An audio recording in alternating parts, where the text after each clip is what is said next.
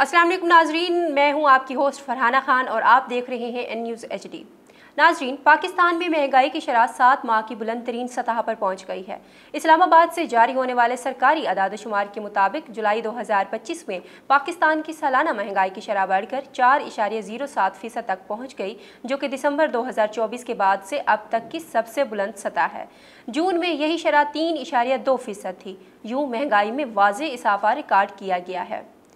State bank of Pakistan ने महंगाई के बढ़ते खदशात पर इंतबाह जारी करते हुए कहा है कि रिहाइश और यूटिलिटीज़ की कीमतों में इजाफा महंगाई की बड़ी वजह है।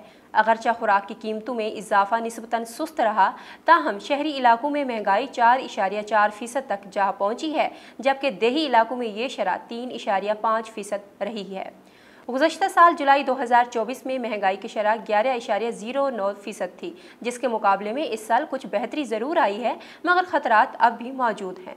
हुकाम का कहना है कि जून में रिहाइश और यूटिलिटी चार्जेस में 3.08% कमी हुई, लेकिन जुलाई में ये दोबारा बढ़कर 3.56% तक जा पहुंची, जिसने मजमूई कीमतों पर दबाव डाला। इसी दौरान ट्रांसपोर्ट के अखराजात में भी नुमाया इजाफा देखने को मिला, जो जून में सिर्फ 0.6% थे, लेकिन जुलाई में 2.7% तक जा पहुंचे।